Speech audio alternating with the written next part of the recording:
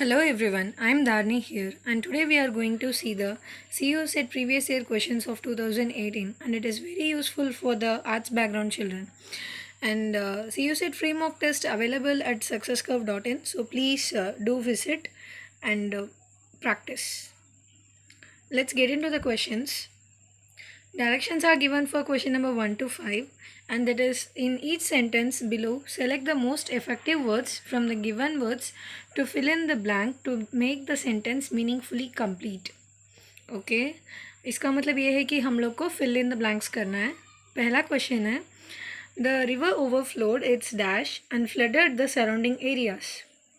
इसका मतलब ये है नदी जो है वो ओवरफ्लो हो गया एंड बाढ़ आ गई थी, जिसकी वजह से अगल बगल के सारे जगह पे क्या हो गया. ठीक है, तो ऑप्शंस एडजस. एडजस का मतलब होता है किनारा. कोई भी कंटेनर हो या फिर कोई भी पॉट हो तब हम लोग उसको एडजस कहते हैं. ठीक है.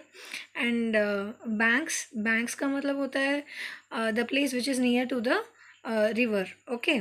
एंड लिमिट्स का मतलब होता है हद. जैसे कि कहते हैं ना डोंट क्रॉस योर लिमिट्स, और हिंदी में कहते हैं कि हद से ज़्यादा आगे मत बढ़ना. ठीक है, तो उसका मतलब ये हुआ. एंड फ्रंट्स का मतलब होता है रिवर के सामने, मतलब नदी के सामने. सो यहाँ पे the right option is option B, banks. Question number 2, the grapes are now dash enough to be picked. देखिए ग्रेप्स एक फल है ना, तो ये क्या हो गया, मतलब इसको अब हम लोग तोड़ सकते हैं. अब देखते हैं ऑप्शंस. ऑप्शन ये रेडी. रेडी का मतलब तैयार. जैसे कि कहते हैं ना आई एम रेडी, मैं तैयार हूँ, वैसा मीनिंग आएगा यहाँ पे. And matured. मेच्योर्ड का मतलब होता है, मेच्योर का मतलब होता है समझदार. He is so matured person. इसका मतलब ये है कि वो बहुत समझदार आदमी है. ठीक है, अब ये भी नहीं आएगा. And the fourth option is advanced. Advanced का मतलब होता है विकसित होना. मतलब जब कोई डेवलपमेंट होता है तो हम उसको एडवांस्ड कहते हैं. ठीक है. एंड द थर्ड ऑप्शन यहाँ पे देखिए राइप दिया हुआ है. इसका मतलब क्या है, जब भी कोई फल पका हुआ होता है तब हम लोग उसको राइप कहते हैं, चाहे वो ग्रेप्स हो या मैंगो हो या कोई भी फ्रूट हो. तो यहाँ पे the right answer is option C, ripe. And question number 3, she equals me dash strength but not in intelligence. देखिए यहाँ पे ये क्वेश्चन को अच्छे से देखिए. जब भी ऐसा क्वेश्चन आएगा बट नॉट इन इंटेलिजेंस, तो वो जो इन वर्ड है ना वही सेम आएगा इधर भी. ठीक है, it's just the preposition. Okay, एक बार ऑप्शंस देख लेते हैं. पहला ऑप्शन है अक्रॉस. अक्रॉस का मतलब होता है आर पार. They were walking across the street. And and the second option is behind. Behind का मतलब होता है पीछे. इसका एग्जाम्पल हम लोग ये कह सकते हैं there is a bag behind the curtain. ठीक है, उस कर्टेन के पीछे एक बैग था. ठीक है. And option C along. Along का मतलब होता है साथ. जैसे कि कम अलोंग विथ मी, मतलब मेरे साथ चलो. ठीक है. एंड ऑप्शन डी इसका in. This is the right answer. Question number 4, he passed the examination in the first class because he dash. सो वो एग्ज़ाम में पास हो गया फर्स्ट क्लास में क्योंकि वो डैश. देखिए यहाँ पे आप लोग को देखना चाहिए पहले कौन सा टेंस में दिए हैं. कौन सा टेंस में दिए हैं, पास्ट टेंस में दिए हैं. ही पास्ड द एग्जामिनेशन. ठीक है, बस उतना ही देखना है हम लोग को. जब भी ऐसा कोई सेंटेंस आता है तो दूसरा, मतलब जो कंजक्शन के बाद आता है दूसरा सेंटेंस बिकॉज के बाद, उसमें क्या आता है, पास्ट परफेक्ट आएगा. क्या आएगा, पास्ट परफेक्ट. तो यहाँ पे फर्स्ट हम लोग को ये पता करना है कि कौन सा ऑप्शन कौन सा टेंस में दिया गया है. ठीक है, was hard working for it, ये हो गया past continuous. Worked hardly for it, मतलब ये हो गया past. And had worked hard for it, ये हो गया past perfect. And was working hard for it, ये भी हो गया आपका पास्ट कंटिन्यूअस. अब इसका जैसे हम पहले ही बताए थे, अगर पहली बार मतलब पहले सेंटेंस में पास्ट आया तो दूसरे सेंटेंस में पास्ट परफेक्ट आएगा. ठीक है, तो the right answer is had worked hard for it. Okay, now question number 5, she has an aversion dash garlic. देखिए, पहले हम लोग को अवर्शन का मतलब पता होना चाहिए। अवर्शन का मतलब होता है it's a kind of allergic, okay, and the options are with, at, against, to. With का मतलब होता है साथ, जैसे मैंने पहले ही बताई थी, तो कम विथ हर मतलब उसके साथ आओ, ठीक है। एंड एट का मतलब होता है पर, एट एनी कॉस्ट मतलब किसी भी कीमत पर, ठीक है, तब हम लोग एट को यूज़ करते हैं। एंड अगेंस्ट, अगेंस्ट का मतलब होता है खिलाफ। I can't fight against you, इसका मतलब ये हो गया मैं तुम्हारे खिलाफ कभी लड़ नहीं सकती, ठीक है। एंड टू का मतलब हो गया यहाँ पे जब भी किसी चीज़ के बारे में हम लोग कहते हैं तब हम लोग उसके सामने टू लगाना चाहिए, ठीक है। लाइक फॉर एग्जाम्पल टू का एग्जाम्पल हम लोग ये कह सकते हैं कि I go to temple, she is going to market, okay. So to is very very important preposition while framing a sentence, okay, and the right answer is 2, option D. Fine. Now question number 6. Directions are given like in each sentence below choose the alternative which best expresses the meaning of idiom or phrase that is italicized and underlined in the sentence. इसका मतलब ये है जो भी words दिए हैं जो italic है as well as underlined है उसका उस idiom का हम लोग को meaning पता करना है, ठीक है। And the first question in idioms is he visits the doctor off and on. देखिए ऑफ एंड ऑन का मतलब कैसे हम लोग इजीली याद रख सकते हैं, जैसे लाइट ऑफ ऑन, ठीक है, ऐसे याद रखिएगा क्योंकि लाइट ऑफ ऑन हम लोग कैसे करते हैं, जब सुबह होता है तब लाइट ऑफ करते हैं, जब रात होता है फिर हम लोग लाइट ऑन करते हैं, ठीक है। तो इस वक्त हम लोग कभी कभार ही ना उसको ऑफ ऑन करते हैं, ठीक है। अब ऑप्शन एक बार देख लीजिएगा। ऑप्शन ये एवरीडे मतलब हर दिन, ऑप्शन बी रेगुलरली हमेशा, never at all option C मतलब कभी नहीं, एंड ऑप्शन डी अकेशनली मतलब कभी कभी, जब हम लोग को ज़रूरत हो तभी ऑफ करेंगे ना, जब हम लोग को ज़रूरत हो तब ऑन भी कर सकते हैं। तो occasionally is the right answer, okay. Occasionally is the right meaning of the idiom off and on. Then question number 7, I cannot understand why she did that, it really doesn't add up. मैं समझ ही नहीं पा रही हूँ कि उसने ऐसे क्यों किया, क्योंकि ये doesn't add up, doesn't add up का मतलब क्या होता है, इसका मतलब होता है कि जब कोई चीज़ एप्ट नहीं बताया जा रहा हो, ठीक है। तो ऑप्शन से एक बार देख लेते हैं। डजेंट कैलकुलेट, कैलकुलेट वर्ड तो यहाँ पे आएगा नहीं, ठीक है। एंड डजेंट मेक सेंस, इस ऑप्शन पे हम लोग बाद में आएंगे। And is in mathematics, mathematics का और इस सेंटेंस का कोई कनेक्शन ही नहीं है। And makes the wrong addition, ये इस इडियम का मीनिंग नहीं है। सो इसका the right meaning is doesn't make any sense, जो एप्ट नहीं है, ठीक है। And option is option B, okay. Now question number 8, the authorities took him to task for his negligence. Authorities का मतलब होता है जो पावरफुल है, ठीक है, और टुक हिम टू टास्क ये एक इडियम है। And for his negligence, negligence का मतलब क्या होता है, उसका इग्नोरेंस के लिए, ठीक है। एंड इसका ऑप्शंस देख लेते हैं एक बार। पहले टुक हिम टू टास्क इसका क्या मतलब है, जैसे कि डांटना, ठीक है, या फिर स्कोल्ड करना। एंड पहला ऑप्शन है गिव हिम एक्स्ट्रा वर्क, क्या वो नेग्लिजेंस के लिए एक्स्ट्रा वर्क देते हैं, नहीं ये नहीं होगा। सस्पेंडेड हिम, इस इडियम का सस्पेंडेड मीनिंग नहीं है, जो फॉर अ पर्टिकुलर टाइम उसको काम से निकाल दिया जाएगा, ऐसा नहीं है meaning. And option C reprimanded, reprimanded का क्या मतलब है, स्कोल्डेड हिम, ठीक है। And option D asked him to resign. So the right answer is option C, reprimanded him. Okay. Then question number 9, I did not listen to him as he was talking through his hat. देखिए यहाँ पे हम लोग को talking through his hat इसका क्या meaning होगा, एक बार ऑप्शंस देख लेते हैं। Talking nonsense, talking ignorantly, talking irresponsibly, talking insultingly. देखिए नॉनसेंस का मतलब तो हम लोग को पता है, एकदम बेकार की बातें कर रहा था, ठीक है। एंड टॉकिंग इग्नोरेंटली का मतलब होता है कि वो नादान था, कुछ उसको पता नहीं है, kind of innocent, okay.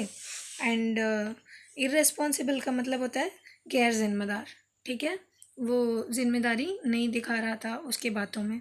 And option D जो होता है इंसल्टिंगली, इसका मतलब होता है अपमानपूर्वक, ठीक है। तो this idiom has the right meaning is talking nonsense, okay. Then question number 10 to 14, here they have given the directions. In each of the sentences given below, a word is printed in bold. Pick up the one from the options which is most nearly the same in the meaning as the word printed in bold and can replace it without altering the meaning of the sentence. देखिए, अब यहाँ पे क्या करना है हम लोग को, सिमिलरली वर्ड ढूंढना होगा, जैसे कि सिनोनिम, ठीक है। तो देख लेते हैं question number 10।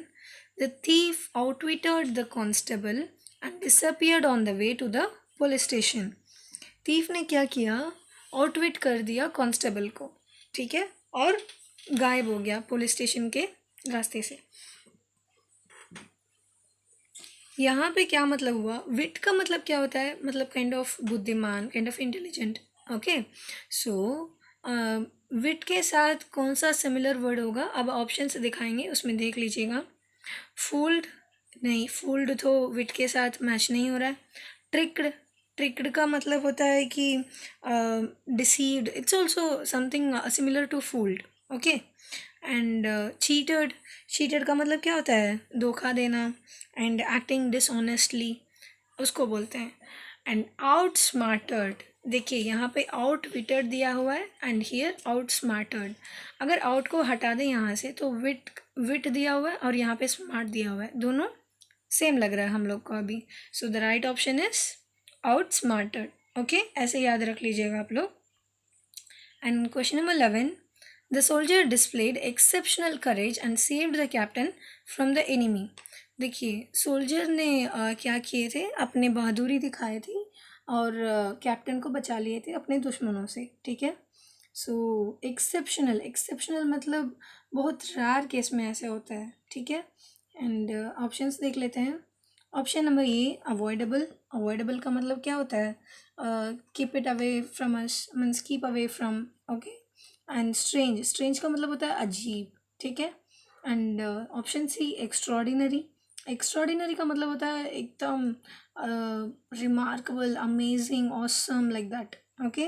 And unusual, unusual means unfamiliar, which is not usually happens. So the right answer is extraordinary, okay. Question number 12, the commission took 3 years to go through the massive collection of files. देखिए यहाँ पे ये जो files word है ना, ये बहुत important है क्योंकि इस वर्ड की वजह से ही अब हम लोग इसका मीनिंग निकाल पाएंगे। ऑप्शंस देख लेंगे। मैसिव का 4 ऑप्शंस दिए हैं, जो सिमिलर है उसको हम लोग को पता करना है। ऑप्शन ए है माइटी एंड ऑप्शन बी है स्ट्रॉन्ग, ऑप्शन सी है जेंट, ऑप्शन डी है vast. So mighty, strong, giant, these are some kind of words which define the strength of a particular thing or strength of a particular person, okay. But vast means it's a very large, it means very large, okay. So the right answer is vast, okay. Now question number 13, why he returned from his trip, he was accompanied by a sprightly young girl। देखिए यहाँ पे अब हम लोग को sprightly का मतलब पता होना चाहिए। स्प्राइटली का मतलब होता है एनर्जेटिक, एक्टिव, ठीक है। एंड शायद इसीलिए स्प्राइट का नाम ऐसे रखा गया, एक कूल ड्रिंक है ना, अच्छा ठीक है। एंड ऑप्शंस देख लेंगे। Option A lively, option B beautiful, option C intelligent, option D slender. देखिए लिवली का क्या मतलब होता है, एक्टिव, वाइब्रेंट, जो एकदम हमेशा खुश हो, हमेशा पॉजिटिव हो, ऑप्टिमिस्टिक हो, ठीक है। एंड ब्यूटीफुल, ब्यूटीफुल का और एनर्जेटिक का कोई तो कनेक्शन नहीं है ना, ठीक है। And option C intelligent, intelligent का मतलब क्या होता है, बुद्धिमान, ठीक है। एंड ऑप्शन डी जो है स्लेंडर, स्लेंडर का मतलब ये है जो बहुत स्लिम हो या फिर लीन हो, वो हुआ। सो यहाँ पे the right answer is option A lively, okay.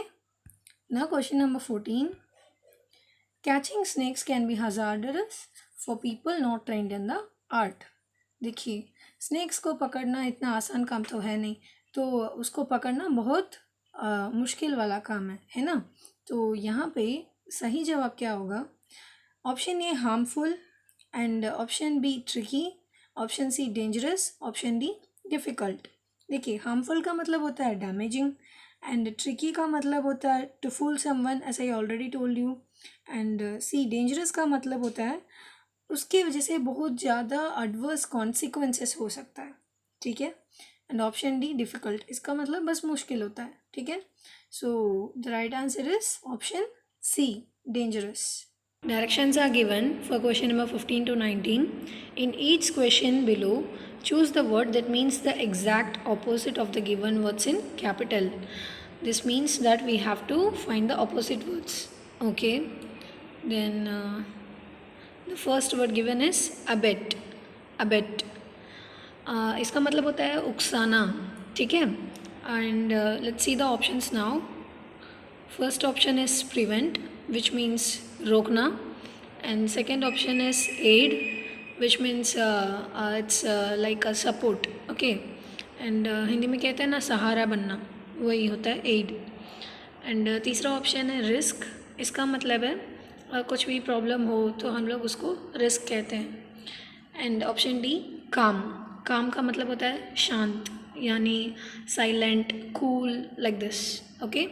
And the right option is prevent, कोई भी प्रॉब्लम हो उसको आने से पहले रोक देना ही सही है ना, वही है, ठीक है। तो उकसाना का ऑपोजिट क्या होता है? Prevent, okay. Question number 16, disparage. Disparage का मीनिंग ये है नीचा दिखाना, okay. And let's see the options now. Belittle, belittle का मतलब होता है कि कम हो जाना, that means decrease. And option B denigrate, denigrate का मतलब होता है बदनाम करना, जब किसी को हम लोग डिफेम करते हैं ना, मतलब उनके बारे में बहुत गलत गलत बातें बोलते हैं, तब उसको डिनिग्रेट कहते हैं, ठीक है। एंड प्रेइज, प्रेइज का मतलब होता है प्रशंसा करना, यानी तारीफ करना, ठीक है। And option D please, this means that pampering, satisfying, like that, okay, fine. And what will be the right answer? Yes, the right answer will be praise, okay. Now question number 17, audacity। audacity, it means that साहस, English में कहते हैं कि courage या adventure, okay. And let's see the options now. First option is bravado, which is also same as courage, okay. साहस प्रदर्शन करना, उसको हम लोग ब्रावेडो कहते हैं, ठीक है, मतलब showing courage, nothing else, okay. And option B disrespect, disrespect का मतलब होता है इज्जत नहीं करते हैं ना, तब तब बोलते हैं, या फिर उसको रूड कहते हैं, या फिर डिसऑनर कहते हैं। And let's see the option C, shivering. Shivering का मतलब ये होता है कि जब कोई ठंड की वजह से बहुत शिवर हो रहा हो, बहुत कपकपा रहा हो, तब हम लोग शिवरिंग वर्ड यूज़ करते हैं, ठीक है।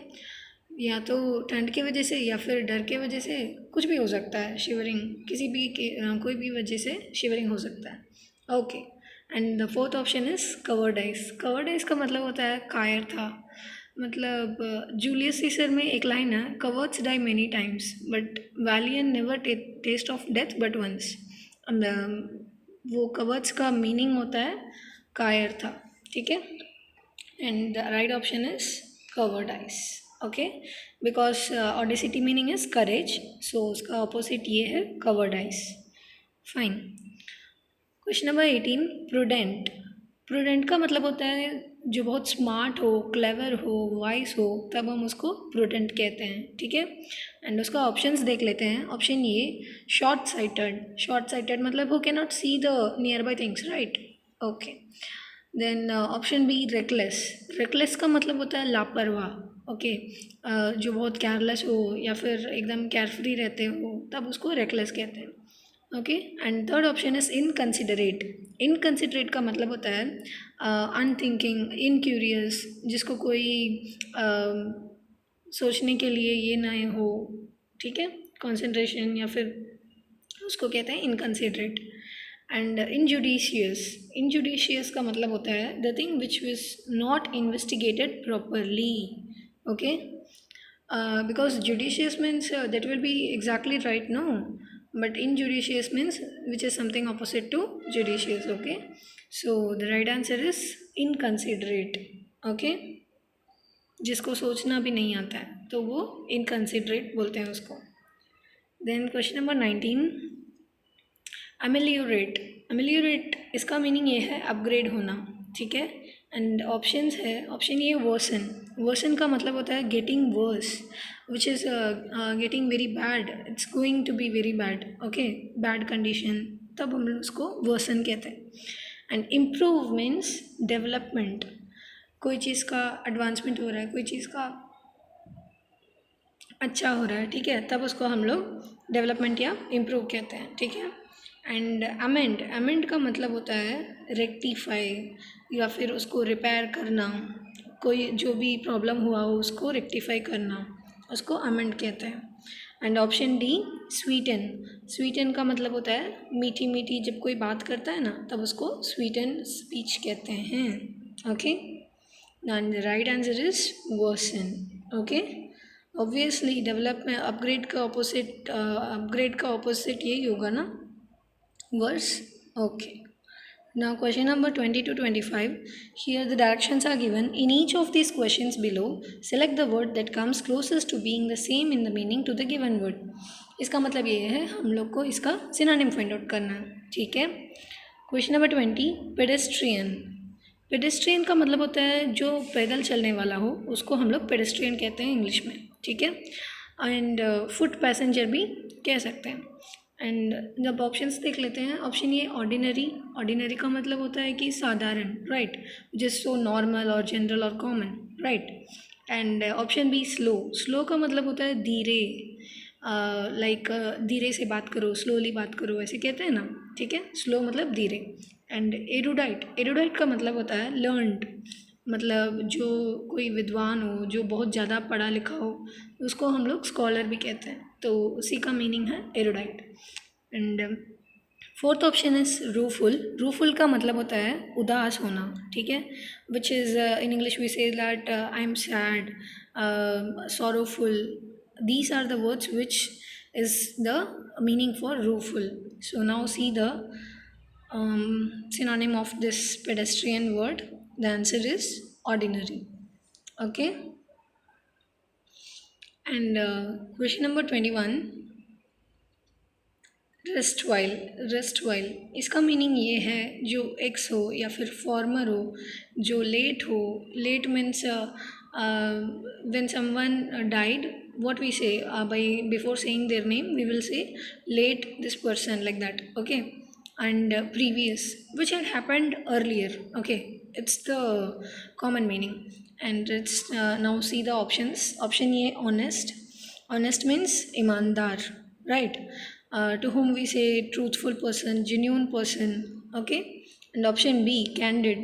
कैंडिड का मतलब होता है बहुत इनोसेंट है, मतलब बहुत मासूम है,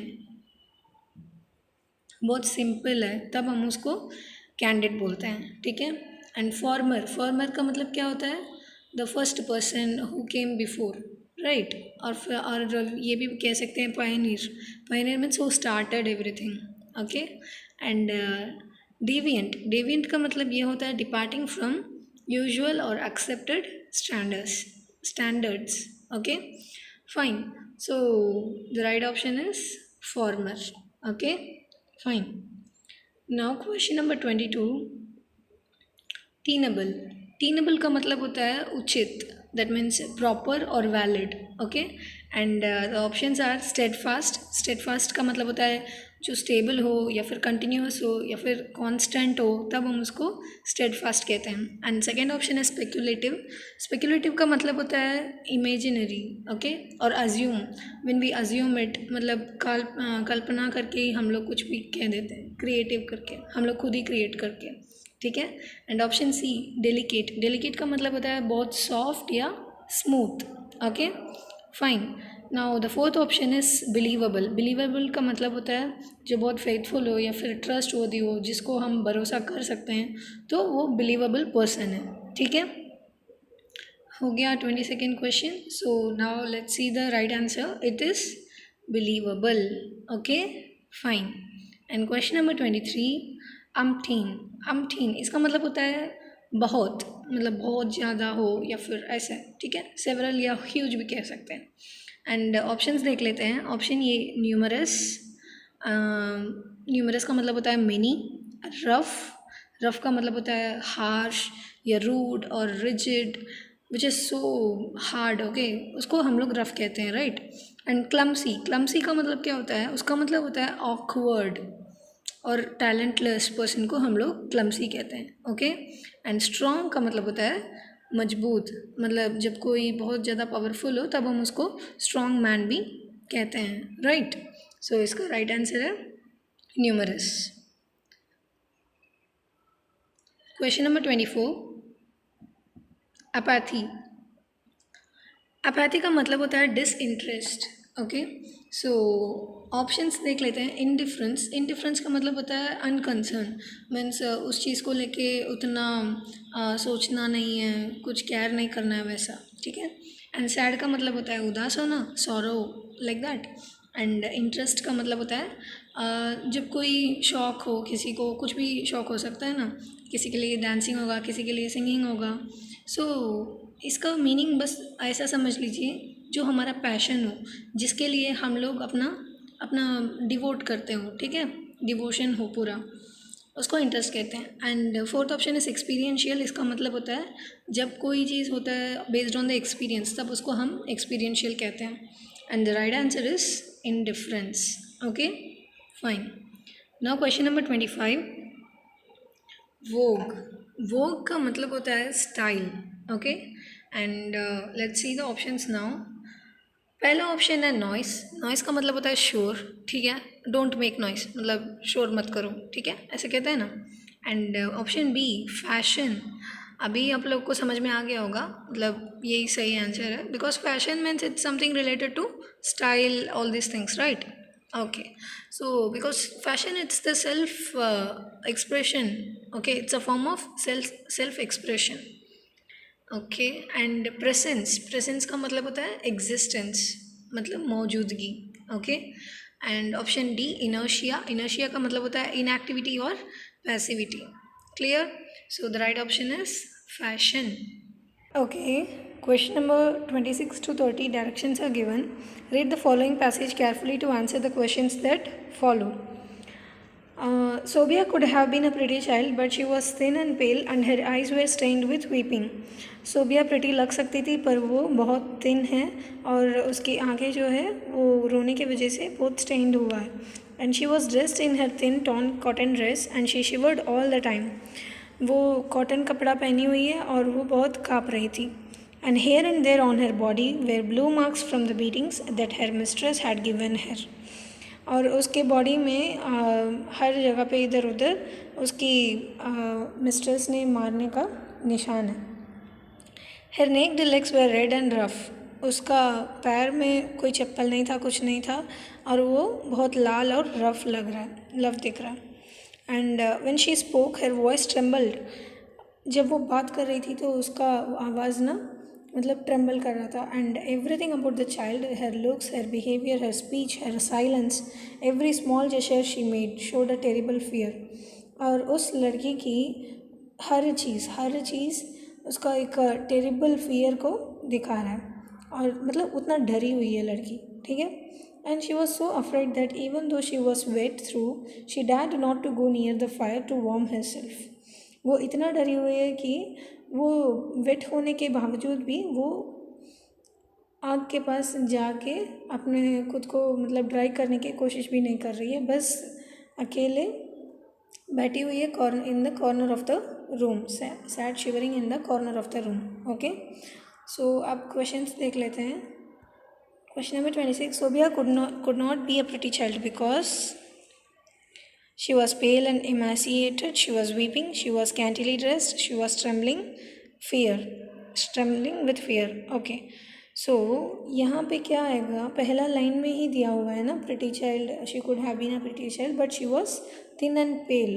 ओके, सो यहाँ पे क्या आंसर आएगा, ऑप्शन ये she was pale and emaciated. Okay. And question number 27. Sobia's voice trembled because Sobia का आवाज़ जो है वो ट्रेम्बलिंग था क्योंकि देखिए यहाँ पे क्वेश्चन लाइन 4th लाइन में दिया हुआ है when she spoke her voice trembled. Okay. And यहाँ से हम लोग को क्या पता चलता है, अब देखते हैं ऑप्शंस एक बार. She was feeling cold, she was frighten, there was no fire near her, she was wearing a thin cotton dress. यहाँ पे नीचे उसके जस्ट नेक्स्ट लाइन में क्या दिए हैं, everything about the child, it's all about a terrible fear. So इसका right answer क्या होगा, option B, she was frightened. Frighten का मतलब होता है डर. Okay. And question number 28. Sobia's terrible fear is conveyed most vividly by the description of. उसका जो डर है कैसे हम लोग को पता चल रहा है, बहुत अच्छी तरह से, मतलब कौन से लाइन में हम लोग को पता चल रहा है. her constant shivering, her tear-stained eyes, her trembling voice, her inability to go near the fire. इसका राइट आंसर होगा her trembling voice. वो बात भी नहीं कर पा रही है. ठीक है. और इस पॉइंट से हम लोग ये पता चल रहा है कि वो बहुत डरी हुई है. ठीक है. And question number 29. The cause of Sobia's fear is explained by. उसका रीज़न क्या है, मतलब सोबिया इतना डरी हुई क्यों है. Her pale appearance, is it her pale appearance, is it because of her appearance, is it because of her dress, is it because of the blue marks on her body, or is it because of her speech. Obviously it is the blue marks on her body. Okay, so option C is the right answer. And question number 30. The terrible position of Sobia was because of her. इतना terrible position Sobia का क्यों है, किसकी वजह से है. वो जो कॉटन ड्रेस पहनी हुई थी उसी की वजह से, या फिर मिस्ट्रेस, या फिर उसकी बातें, या फिर उसकी mom. Obviously option B, mistress. Okay children, that's all for today and please visit our success curve website to do the free mock test. Thank you.